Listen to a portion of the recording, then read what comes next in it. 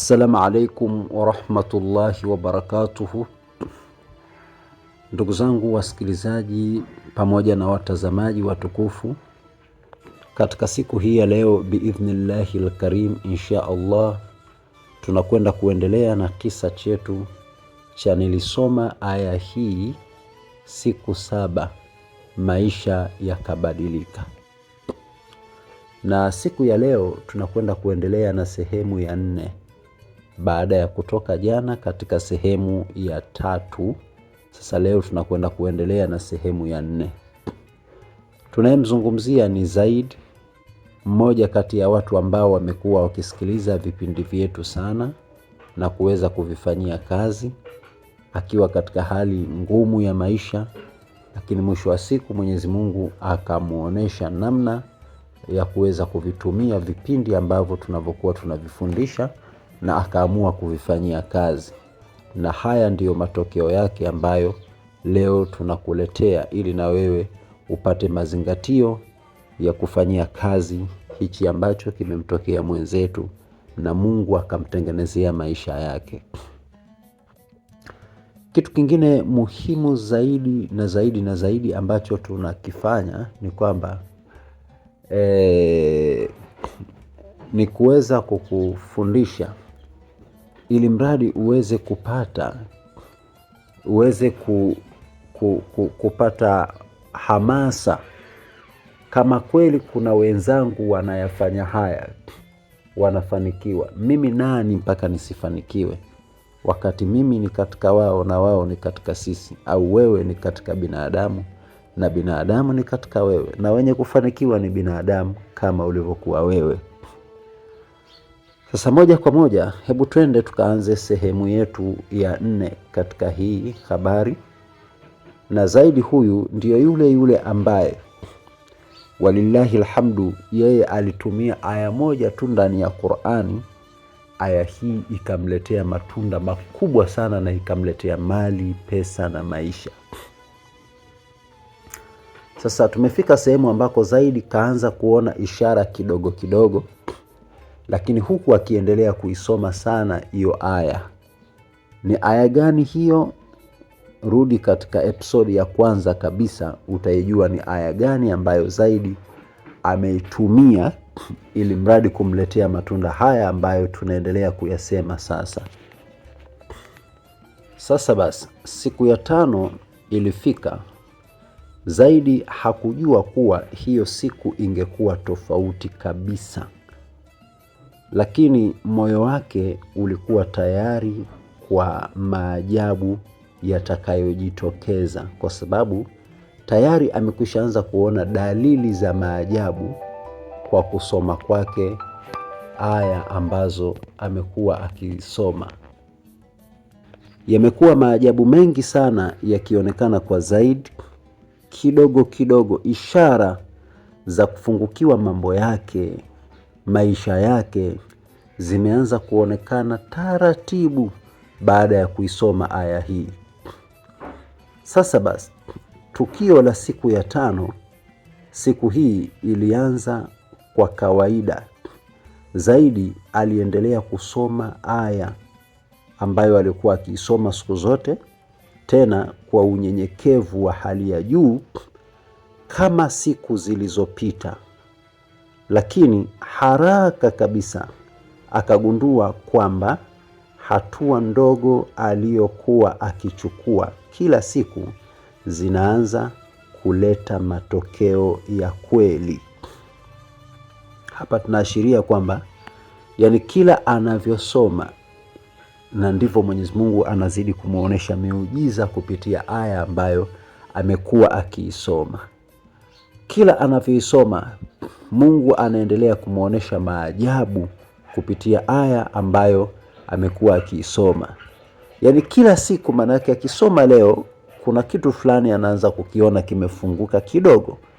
Kesho tena akisoma kinaongezeka tena kingine kidogo. Kesho kutwa tena kadri anavyosoma kinaongezeka tena kingine kidogo. Sasa kama ni wewe, kila unaposoma unaanza kuona mabadiliko, je, unaachaje kusoma hichi kitu? Unaachaje kukitumia hichi kitu? ili Allah aendelee kukupa mabadiliko ya kweli katika maisha yako, ni kitu ambacho haiwezekani na sio rahisi wewe kuweza kukiacha. Kwa hiyo Mungu anaanza kumletea matokeo taratibu kabisa, matokeo yaliyokuwa safi na salama, matokeo ya kweli katika aya hii. Sasa fursa isiyotarajiwa imeanza kujitokeza kwa Zaid. Maanake hakutaraji na wala hakutegemea kama angeweza kuipata fursa hiyo. Basi Mungu tayari kashaanza kumletea fursa hiyo. Ghafla tena Zaidi alikutana na mtu. Huyu mtu aliyeonyesha msaada wa ghafla.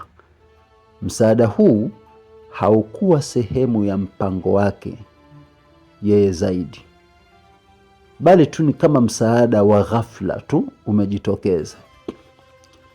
Zaidi alikumbuka aya ya Qur'ani ambako mwisho wa ile aya inasema atamruzuku kutoka mahali asipotegemea, wa yarzuquhu min haythu la yahtasibe.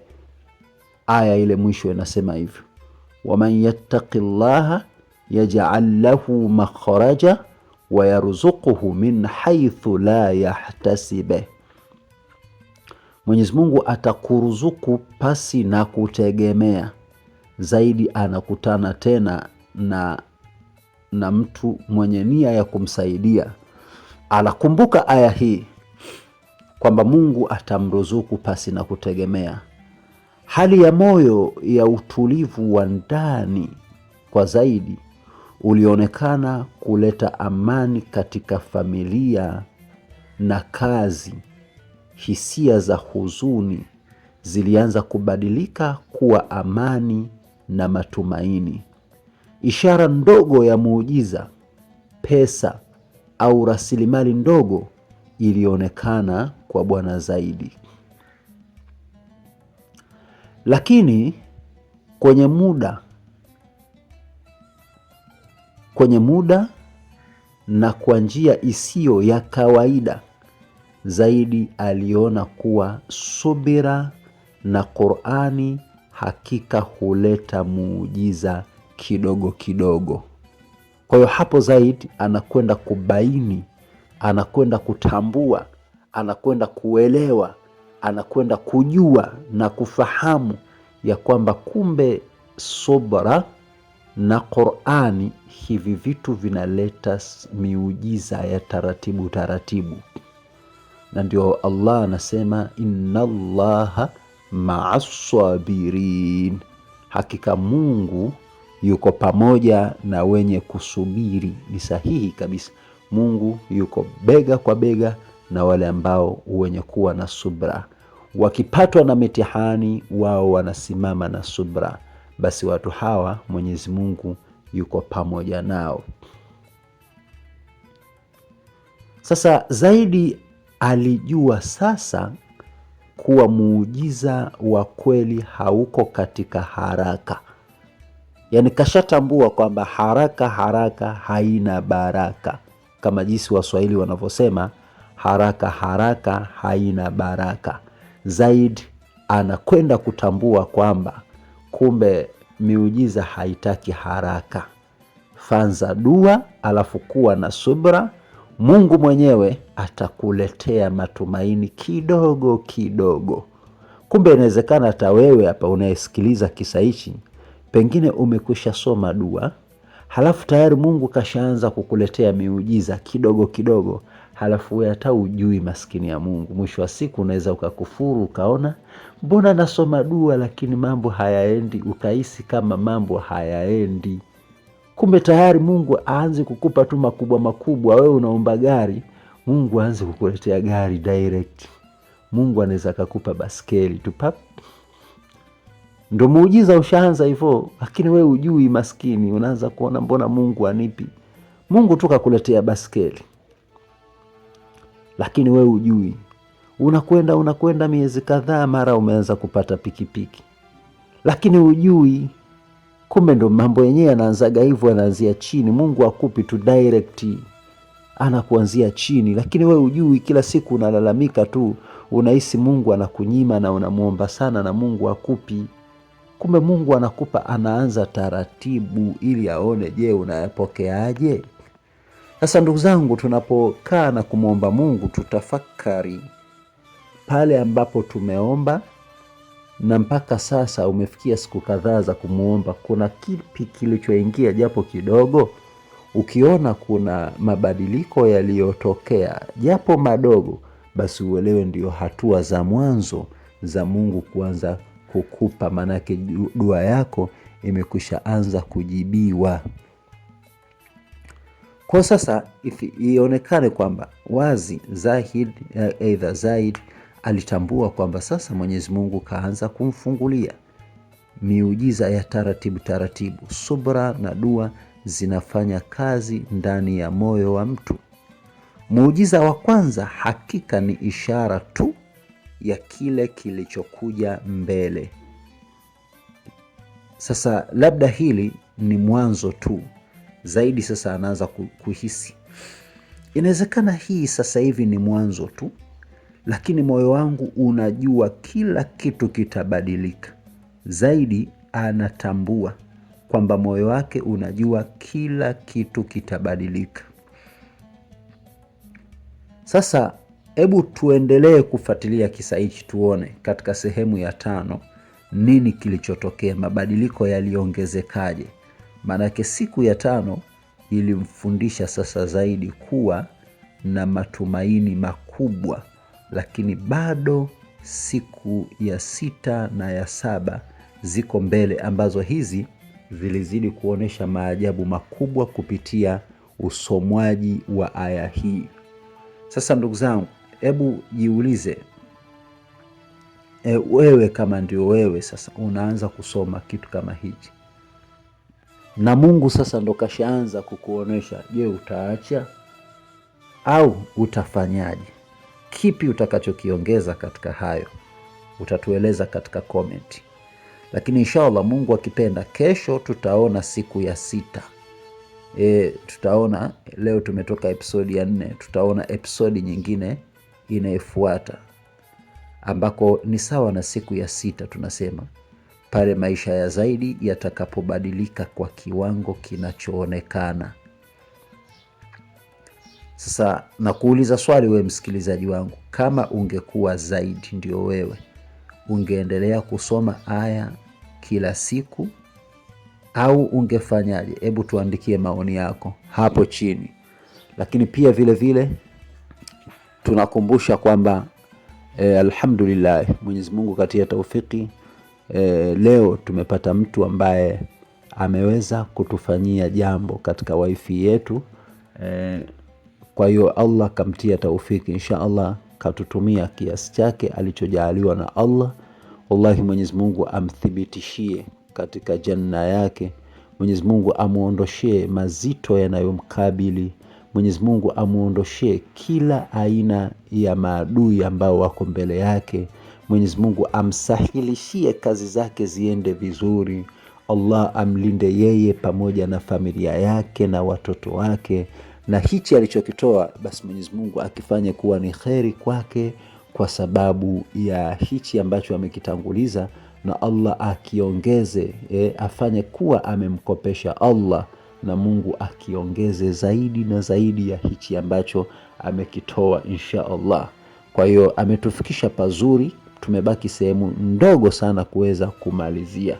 Tunahitaji tupate mtu mmoja au wawili tuweze kumalizia, tuweze kuunga hii bando yetu ya mwezi mzima, ili tuendelee kupata vipindi vyetu vya mara kwa mara. Inshallah ndugu yangu, kama unanisikiliza, hebu fanya na wewe jambo, maanake tumebakisha kama kiasi cha shilingi 20,000, kama shilingi 20,000 hivi kukamilisha 70,000. Kwa pengine watu wawili tu wakijitokeza, mtu mmoja akatoa shilingi 10,000 na mwingine akatoa shilingi 10,000, tayari tunapata bando letu, na inshallah tunaweza kuingia direct kuliunga bando letu ili tuendelee kupata maudhui zetu zinazoendelea. Lakini pia vile vile wanaweza kupatikana watu, pengine mtu akatoa shilingi 5,000, tukipata watu 4 tunakamilisha, tunaunga bando letu. tukipata watu wawili tumeunga bando letu, au tukipata mtu mmoja atakayemalizia yote kwa pamoja, basi jambo letu linakuwa limetimia. Inshallah, big up sana kwa yule ambaye ametutumia kiasi kama cha shilingi 50,000, na hongera zake sana, na wallahi Mwenyezi Mungu amtie taufiki, na Allah tunamuomba amtazame kwa jicho la huruma kama jinsi ambavyo yeye ametazama channel hii iweze kufundisha watu waendelee kunufaika na kupata kheri na baraka.